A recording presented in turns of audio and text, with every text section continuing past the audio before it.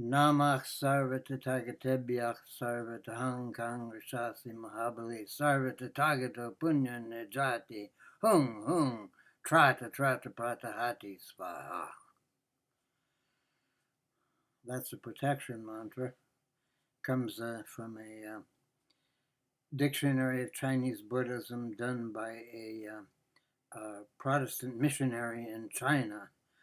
He did the great service of recording in detail what all the teachings of the Buddha Dharma in the Chinese corpus were, without believing a word of any of it, but it's still a useful tool. There's also a Sanskrit index, and paging through that, I found an entry called Da Hu Yin, the seal of great protection, and I liked the mantra, so I memorized it. This talk is about non-sectarianism as a principle. I call it radical Ri-mey, as I'm taking inspiration from the Ri-mey movement in Tibet, wherein several key lamas notice the increase in rabid sectarianism in Tibet and the dying off of various minor transmissions of Dharma and various minor deity practices. They're dying out because of the extreme sectarianism. This was in the 19th century. So the Ri-mey people went and gathered transmissions from these minor schools and began promulgating them, thus establishing a non-sectarian presence in amidst what turned out to be sectarian and political squabbles. So, fast forward, now we're in the global situation, and the various religionists are having quite a bit of friction among themselves, also over doctrine. So my notion is to examine the commonalities in the various traditions. I don't want to reinvent the wheel. There's a lot of work being done in this area already. The interfaith movements are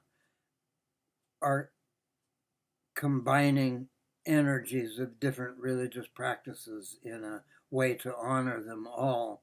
But it's mostly the Abrahamic religions that they're dealing with. We do locally have an interfaith gathering made up at the moment of Catholics, some nuns and oblates and other participants, and any number of Buddhist participants, and we present our various practices for others to enjoy. So there's a lot of movement in that area. I'm thinking of the Dalai Lama's second commitment, which is to enhance harmony among different religious traditions.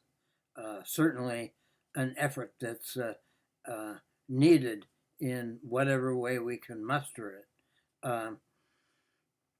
His book on the subject is merely a appreciation of the different streams of religion from his point of view, the point of view of a Gelugpa Lama.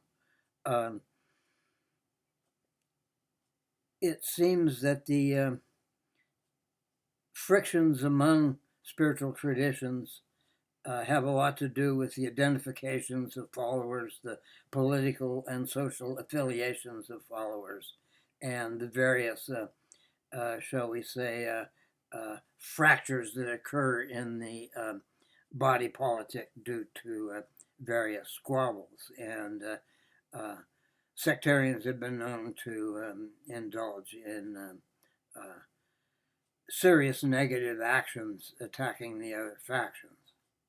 So as an antidote to that, we're going to have to appreciate the other's practices and spiritual insight while not condoning negative actions done in the name of religion.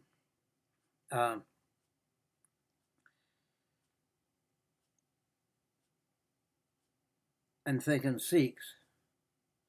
The Sikhs' mission is to protect the weak. And they have a, shall we say, roll up the sleeves and do it kind of mantra. It goes, Ek Onkar Sat Nam Siddhi Wahe Guru. Ek Onkar Sat Nam Siddhi Wahe Guru. That tradition is deep. There is a warrior tradition within the Sikhs that's substantial. Their involvement with martial arts and with the physical protection of the weak is a facet of their spiritual practice. The notion that Satnamis were in the crossfire between the Muslims and the Hindus, and in fact they came into existence partly because the Muslim occupation was seriously impacting the Hindu people.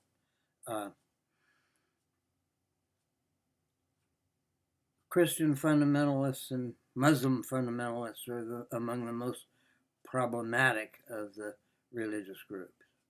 I'll do a brief summary of appreciation of Islam from a Buddhist perspective. And I should add, you have to get past some things. We're not real pleased that they blew up that huge statue in Bamiyan in Afghanistan and that they're busy destroying the artifacts of past Buddhist kingdoms in Afghanistan. With people in the West, especially the States, Islam is a real puzzle. It's not understood. I had the fortune of being able to practice Islam for about 6 months. I was in a retreat facility that had a Christian program, an Islamic program, and a Native American program. And I participated in the Islamic program for a while.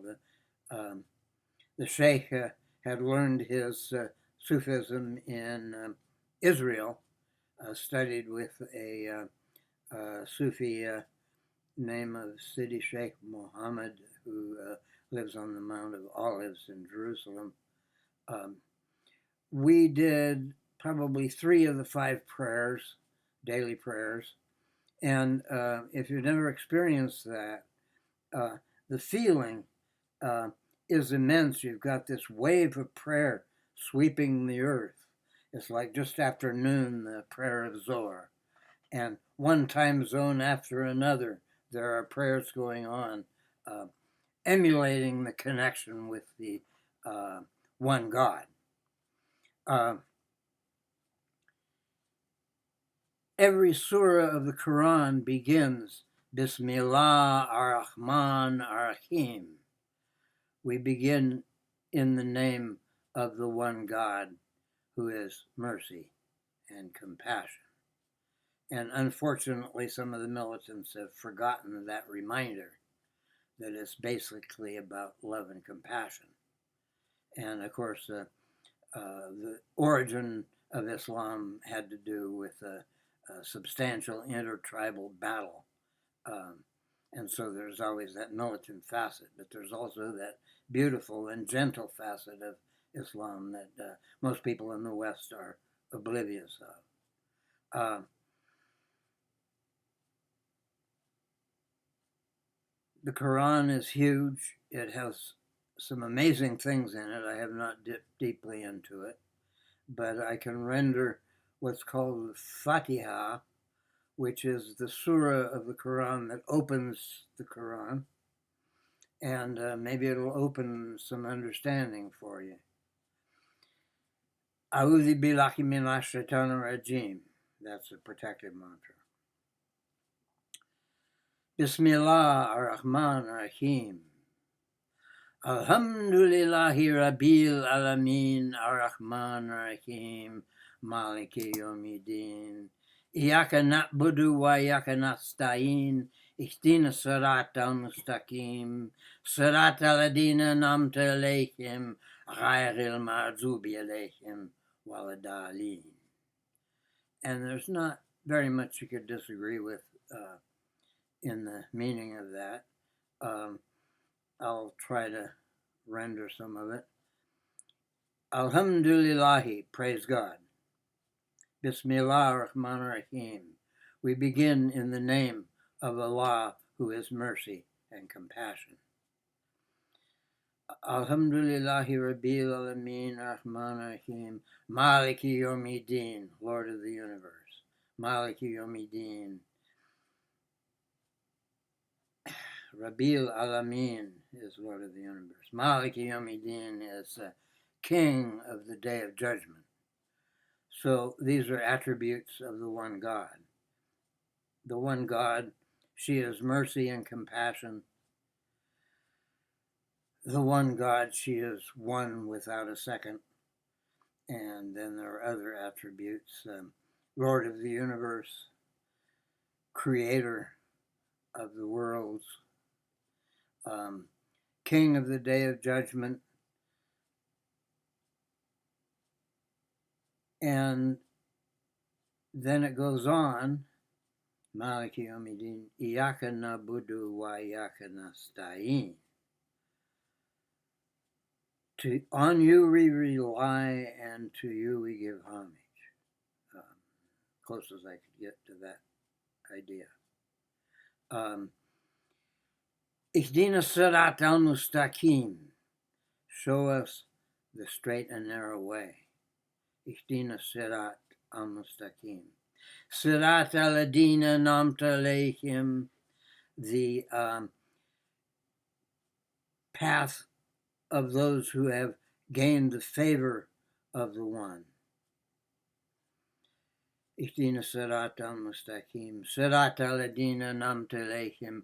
Ghayril maghdubi alayhim waladhalin.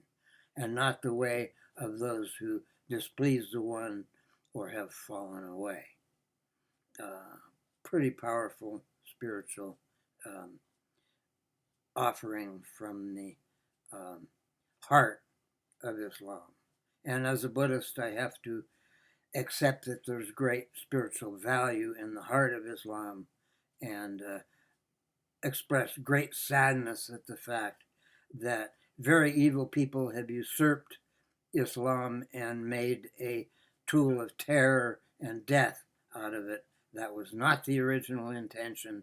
That's not real Islam. I salute those Islamic people that are of good heart, that are well practicing their spiritual tradition. And that's an example of cogitational Ri-mey, radical Ri-mey. This is a half-baked idea. I'm going to bake the rest of it. This is Radical Ri-mey 1. I'll continue to think about it and see if I can express what I mean. So, part 1 of Radical Ri-mey, we'll find a use for that, a way to fit it into the flow of planetary transformation, which is now taking place. Like Rodney King said, can't we all get along? I mean, really, why should people who aspire to spiritual awakening kill each other? It's totally absurd. This is a pathological development. And there are some people that say religion itself is a pathological development. That may be true in some ways and not in other ways. I'll sign off now before I put my foot in it, or maybe I just did. Delete that last. It was merely a passing thought. Enough said. Thank you very much.